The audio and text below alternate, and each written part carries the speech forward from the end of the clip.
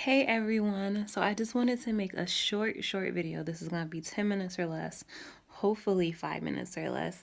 I'm talking about how I passed my LMSW exam on the first try um, without really studying, but I'll get to that. And this is a quick disclaimer. Just because it worked for me this way doesn't mean that it's going to work for everyone. I would never encourage people to not study. I'm just telling you that this is what I did for my test. So I recently took my LMSW exam. I actually took it on November 6th and passed. Quick backstory. My test was originally scheduled for November 20th. But as my test approached, I think it was on like November 4th or November 3rd, I started to get a lot of anxiety about the test. I was worried if I was going to pass. I didn't like the idea of waiting 2 weeks before I could take my test. So I ended up taking the ASWB practice test, the one that's $85, doing well on that, and deciding to push my test up from 2 weeks away to 2 days away. Not even exactly 2 days away. It was probably more like 30-ish hours. So I know that sounds crazy, and I wouldn't encourage everyone to do that. But that really, really worked for me because sometimes when I have something to look forward to that's really, really big for a couple weeks, I get anxiety about it. I wouldn't say that I have anxiety, but I just get worried about it per se. So for me, I thought, and this is kind of crazy, but I thought, you know what, I'm just going to move my test up, and this is going to be an expensive practice test. And if I fail, it is what it is. I'll have to wait 3 months, but this is just going to be an expensive practice test. And if I pass, amen. I'm done with the test. So I moved it up. So instead of taking it November 20th, I decided to take it November 6th. And I made this decision on November 4th, which was a Sunday. So it was really a rash decision, but it worked out for me. So I guess I just wanted to tell people what I used. I found that seeing other videos and hearing what other people use to study for this test was really helpful for me in my process of like trying to study and figure out what would work best for me. So I bought the APGAR book. I don't have it with me, so I'm sorry. I don't have it with me, but if you don't know what book I'm talking about, the second edition of the APGAR book, I will definitely post a picture attaching it as well to this video if you need to know exactly what book I'm talking about. So I bought that for about $40, I think on eBay or something. I used Pocket Prep as well, but I never bought the full edition because by the time I was gonna buy it, I think it was like close to $40, and I'm just like, no, I don't got the money for that. So I was studying from the APGAR book, and I found myself really, really challenged with it. I don't know if I'm like other people, but grad school is super, super hard. I stopped reading a long, long time ago when I was in grad school. I actually started reading. Someone told me about reading for looking for concepts or something like that, and that literally defined my whole graduate career. So I searched for concepts rather than read the whole book. So for me to actually read that whole APGAR book was challenging. I honestly got to page 100 and I was done. And mind you, it started at like page 40 because the first pages was like other different things, but I was done. I was a part of a study group. Me and one of my former classmates, where we had a study group together, but honestly, that wasn't even that serious either. Like we would come together to talk about the topics we read, but I didn't even read. So it was really, really challenging to actually get that rolling. So I was just like, okay, I'm struggling with reading this. It's just a challenge. So instead of doing that, I'm going to just do questions. So my book that I had, the APGAR book, it had like a bunch of questions in it, 170 questions. And then I was doing questions on Pocket Prep as well. So I did the questions or whatever, and I would see that like I was doing pretty good. I wasn't doing bad. I was doing pretty good. So this is one thing that I would encourage anybody who is taking the test to do. If you know other people that you went to grad school with or anything like that who have taken the test, I encourage you to reach out to them. I know that it can be challenging. I know it can feel nerve-wracking sometimes. I know you can feel like, wow, I really don't want to reach out to somebody. But that is one thing I did. When I saw that someone else passed, I sent them a message and said, congratulations, I'm so proud of you. What did you do? That is the advice advice that I would give to anybody. Reach out to somebody and say, what did you do? What were your methods? So I did that. I did that to a couple people. One of my really good friends, Leah, she passed, so I was able to ask her what she did, and she ended up giving me one of her study books. But I also asked two other people. I sent them a message together, and I said, I know that you both took your test recently and passed. Any words of advice on how to best prepare, or things you wish someone would have told you before taking this test? That was probably the best decision that I ever did, because they responded back with so much information that was so key to me passing my test. So basically, something that they said to me that was the most important, and I always tell people to remember this, is to really look at the words in the question.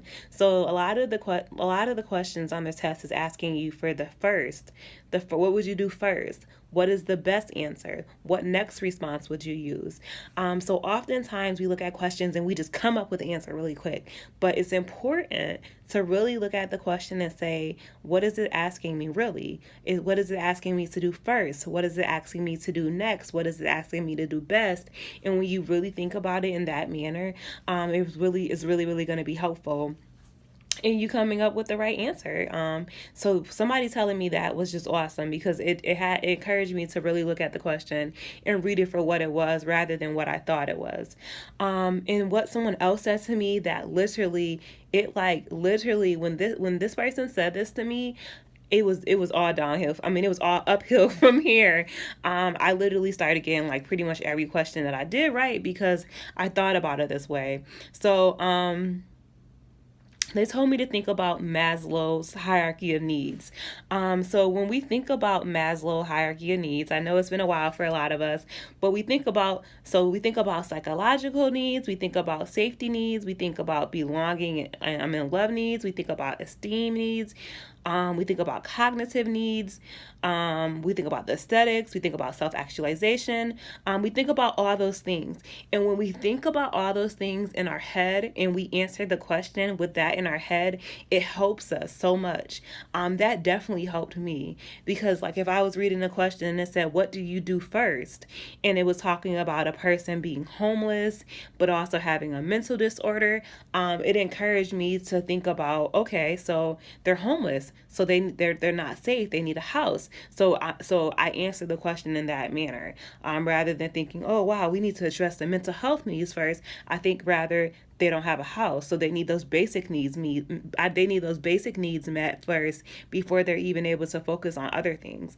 So I would really encourage you to review Maslow's hierarchy of needs, because if that clicks for you, then you'll be able to answer every question, because you know what comes first in the far as the helping process with clients.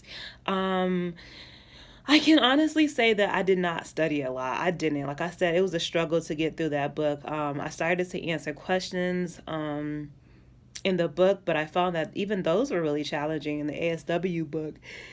And I really thank God for the LMSW, LCSW Facebook group, because I got so much great advice from going on there. I think I saw from someone else that I should take the ASWB practice test. And when I tell you that test was everything, that test was absolutely everything. I would tell anybody who's planning on taking their test to not take that test without taking the ASW practice test. So I know that it costs a lot of money, y'all. It was a struggle for me to pay $85. It was. I'm pretty sure I only had like $95 in my bank account.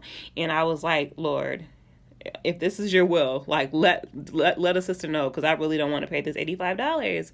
And the way it ended up, my sister ended up sending me $20, because I told her I was taking the practice test, and she was like, oh, I really want to bless you, so I'm sending you $20. So I ended up having like $30 left, because she sent me money, but that's beyond the point. I just really encourage people to take the ASW practice test, because it is the closest. Listen to me when I tell you, this is the closest thing that you're going to get to the real test. I know we take the ASWB, not the ASWB, but we take the test in the back of the book.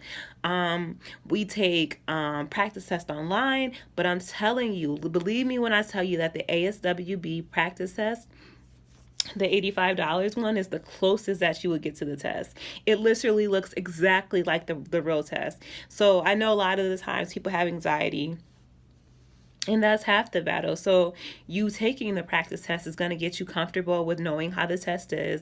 You're going to learn how to mark things. You're going to learn how to just, go to the next question. You're going to learn so many things by doing the practice test that's going to be a weight off of your shoulder when you're actually taking the real test. So I really, really encourage people to take the test. And I have also heard that the practice test is more challenging than the real test. I don't know if that was my experience, but I've heard that. So if you do well on the practice test, you would assume that you may do well on the road test, and that's not always the case. But sometimes it did. I did well on my road test as well. I think I got literally the same score that I got on my practice test on my road test. So that is the biggest thing that I would encourage people to do. I know that it's a lot of money. I know it's hard. I know it's challenging, but I think I would even cash app somebody some $10 just to encourage them to take the practice test, because it's really, really that helpful. I promise you, it's that helpful. I think that it was probably the most helpful thing that I did. But I guess I can't really give that many study tips because I honestly I really didn't study like that. I just really didn't. I watched a couple of Philip's YouTube videos, but I literally just learned about his YouTube videos like 2 days before my test. So I listened to it like I think the morning of, while I was getting ready, and I feel like that was encouraging. But I didn't really study that much. I guess my biggest advice is to just definitely take the ASWB practice test. To go with your gut. I know a lot of times we change our answers. We're like, no, it's not really that, it's that. To go with your gut, because I even saw that to be true in the practice test. I would choose the answer after I read it over, and then I would change my answer because I'm like, no, it may be this, and then all those questions that I changed, they ended up being wrong, and they were actually the answer that I chose first. So I told myself when I was taking the road test that I'm gonna go with my gut answer, because usually the gut answer is right, and that's what ended up being the case in my situation. But I'm really, really just happy for it to all be over, and I'm all about helping other people pass. I mean, what do we gain if we don't want to help others? So if anybody has any questions for me, I am more than willing to answer them for you. Any thoughts, any questions, I definitely got you. I would definitely answer them, and yeah, that's it. So see you later.